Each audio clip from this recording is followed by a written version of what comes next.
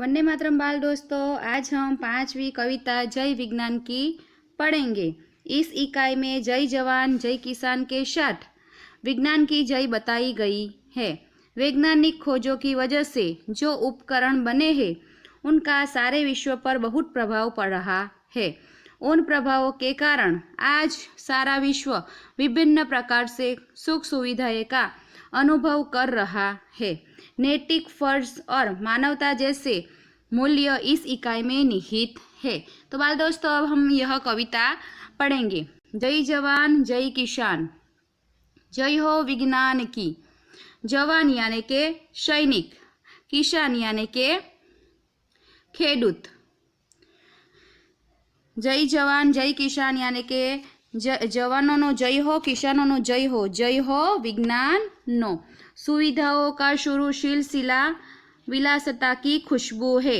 बचत समय की और शक्ति की अब विकास का जादू है।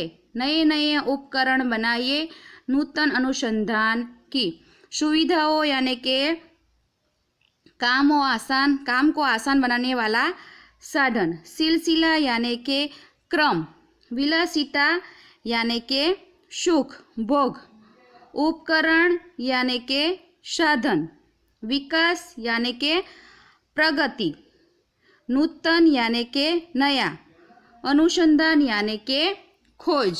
અહીં એવું કહેવામાં આવ્યું છે કે વૈજ્ઞાનિક આવિષ્કારોથી સુવિધાઓનો ક્રમ શરૂ થયો છે। આનાથી લોકોના સુખો ભોગમાં વૃદ્ધિ થઈ છે। આને કારણે સમય અને શક્તિની પણ બચત થઈ છે। જાદુની જેમ વિકાસ થઈ રહ્યો છે। જય જવાન જય કિસાન, જય વિજ્ઞાનની, જય જવાનની અને જય કિસાનની। आगे मोबाइल पर बातें करिए, पेजर फैक्स मुस्कुराते। पल में जयपुर पल में मथुरा, मानव आज पहुंच जाते। विजय श्री मिलती जिस पथ चल, डगर वही आसान की। यानी के डगर यानी के रास्ता, पथ यानी के मार्ग।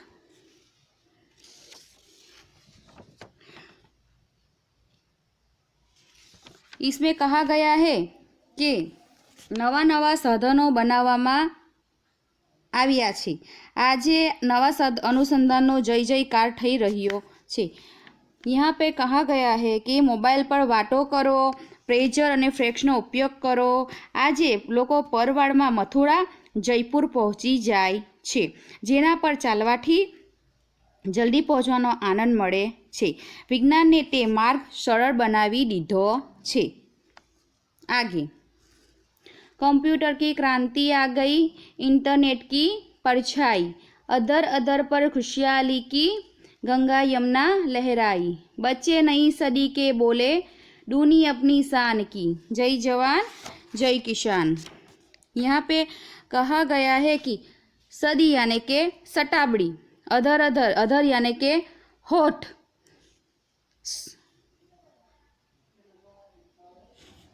क्रांति यानी के बदलाव, खुशियाली यानी के आनंद खुशी।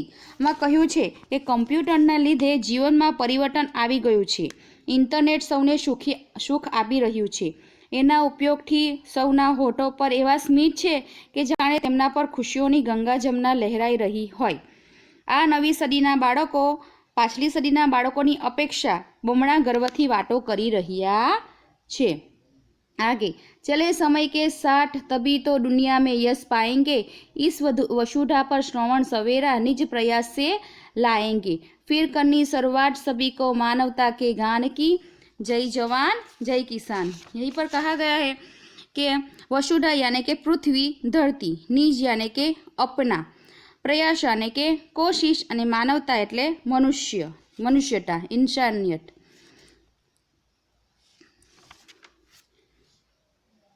આપણે સમયની સાથે ચાલીશું તો જ દુનિયામાં યશ મળશે। આપણે પોતાના પ્રયાસોથી આ ધરતી પર સોનેરી સવાર લાવીશું। આપણે માનવતાના ગીતોની ફરીથી શરૂઆત કરીશું। तो बाल दोस्तों, यहीं पर हमारा काव्य खत्म होता है। अब हम शब्दार्थ देखेंगे।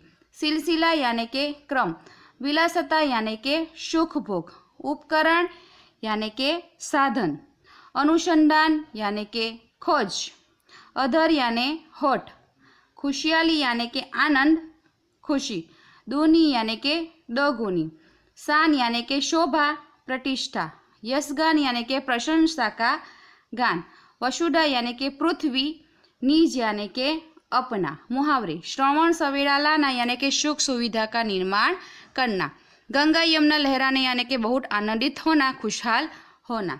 आगे अभ्यास। अभ्यास का पहला प्रश्न है, टेप रिकॉर्डर या सीडी के जरिए काव्य का श्रवण एवं समूह गान कीजिए। तो आपको यह समूह गान करना है। दूसरा, क्या होता बताइए। यदि मोबाइल की खोज नहीं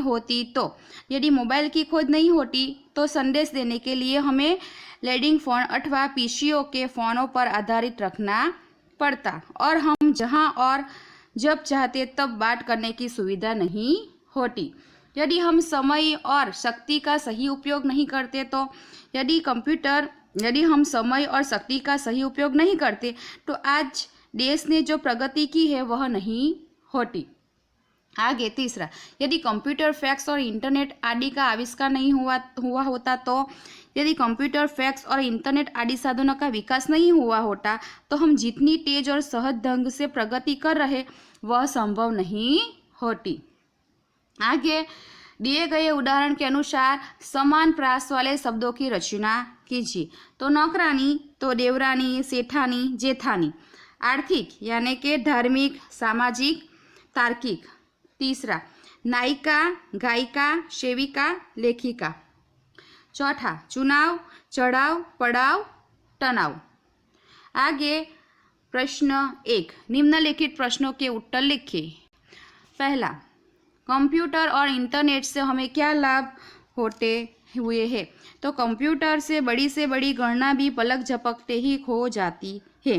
बटन दबाते ही बैंक में आपका पूरा खाता सामने आ जाता है।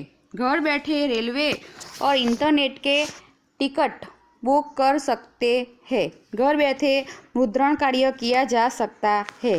सेना, शिक्षा आदि तमाम क्षेत्रों में कंप्यूटर का उपयोग वरदान सिद्ध हुआ है। इंटरनेट की जानकारी का भंडार है।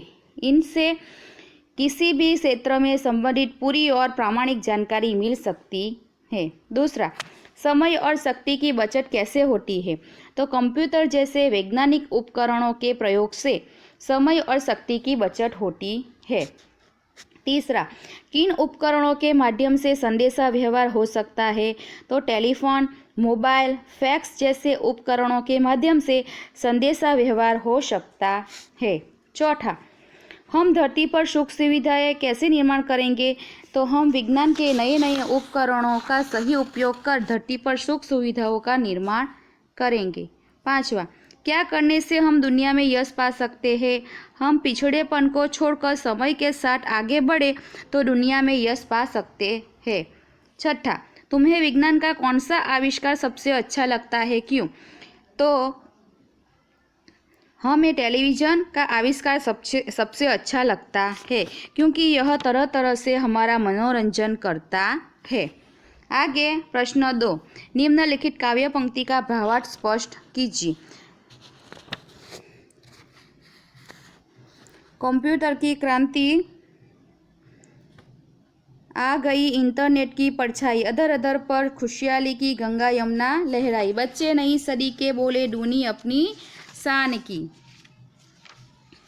यहीं पर कम्प्यूटરના લીધે જીવનમાં પરિવર્તન આવી ગયું છે। ઇન્ટરનેટ સૌને સુખ આપી રહ્યું છે। એના ઉપયોગથી સૌના હોઠો પર એવા સ્મિત કે જાણે કે તેના પર ખુશીઓની ગંગા જમના લહેરાઈ રહી હોય। આ નવી સદીના બાળકો બમણા ગર્વથી વાતો કરી રહ્યા છે। दूसरा, चलो समय के साथ तभी तो दुनिया में यश पाएंगे, इस वसुधा पर श्रवण सवेरा निज प्रयास से लाएंगे, फिर करनी शुरुआत सभी को मानवता के गान की। એટલે કે આપણે સમયની સાથે ચાલીશું તો જ દુનિયામાં યશ મળશે। આપણે પોતાના પ્રયાસોથી આ ધરતી પર સોનેરી સવાર લાવીશું। આપણે માનવતાના ગીતોથી ફરીથી શરૂઆત કરવાની છે। આગે प्रश्न 3, निम्नलिखित शब्दों का वाक्य में प्रयोग कीजिए। पहला, उपकरण। उपकरण यानी कि आजकल बिजली के उपकरण महंगे हो गए हैं। दूसरा, मेरी दीदी ने नया मोबाइल खरीदा। तीसरा, कंप्यूटर। मैं कंप्यूटर पर खेल खेलता हूँ। चौथा, क्रांति। बिजली के आविष्कार से हमारे जीवन में क्रांति आ गई है। खुशहाली। नई गाड़ी आने पर घर में खुशहाली छा गई है। आगे देखकर अपनी कॉपी में वाक्य लिखिए। तो लड़का पढ़ रहा है, मोर नाच रहा है, लड़की दौड़ रही है, लड़का पानी पी रहा है, लड़का स्नान कर रहा है, लड़का कूड़ेदान में केले के छिलके डाल रहा है, लड़का क्रिकेट खेल रहा है, धोबी कपड़े धो रहा है, लड़का बीमार लड़के को पहिए वाली कुर्सी पर बैठाकर ले जा रहा है, बालक सो रहा है, फेरी वाला साग सब्जियां बेच रहा है, लड़का पौधे को पानी दे रहा है। तो बाल दोस्तों, यहीं पर हमारा काव्य और उसका अभ्यास और स्वाध्याय खत्म होता है।